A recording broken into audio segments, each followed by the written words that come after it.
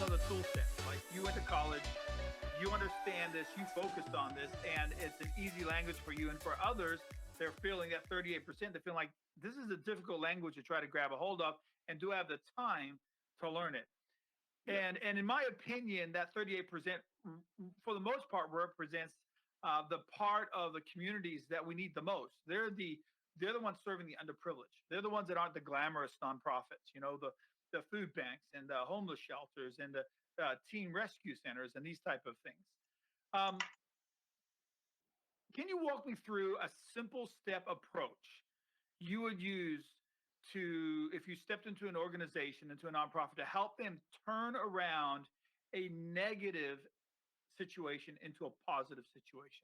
I know we talked a little bit about how to set up an email system, but I'm talking about a negative online approach and turn it around and muscle it to get into a positive, okay, now we are engaging the community in an online format.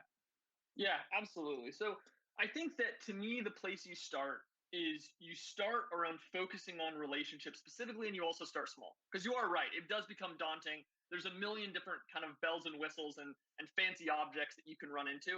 So one of the things I'll say is, as a starting point, don't try to do it all at once. Try to take a specific problem that you might have. Like, again, like I'm going to focus on this cohort or this group. And then where I would start is trying to create conversations. So we're talking about a couple different ways to do that. We're talking about video, we're talking about email marketing. There's actually a ton of others. But I think if you start to change your metrics a little bit, one of the first things I would do is I would say, can you create 50 conversations? Can you have 50 back and forth with people that are part of your community? Instead of having it be purely focused on dollars raised right now. And I'll tell you, if you focus on conversations, I have a strong inclination that it's going to lead to donations raised, right? That is what I've seen time and time again. But it's a little bit of a rewiring of the thinking. I find from my personal experience that nonprofits kind of tend to have a little bit of an older way of going about and thinking about these processes. They've been doing it for a long time. And I think that with access to new technology and new tools, there's new ways for you to kind of start to create those relationships. So I would take a step back and I'd say, okay, starting out, I'm going to have my goalpost be creating conversations.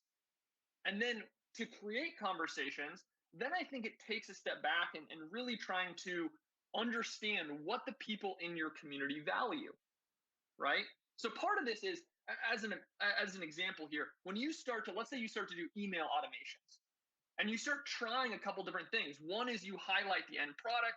One is you highlight the team members and you do a little profile of, here's Carrie who's on our team and she's doing all this awesome stuff. She delivers the XYZ. Start seeing what resonates with people.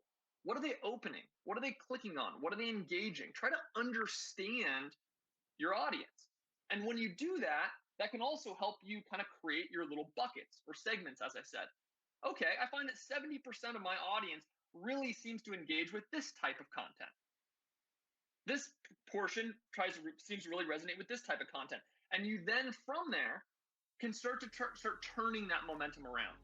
Because what happens is oftentimes is people have an age-old strategy, and when things get tough, they kind of just dig in more. Just make more calls. It's just more of the same.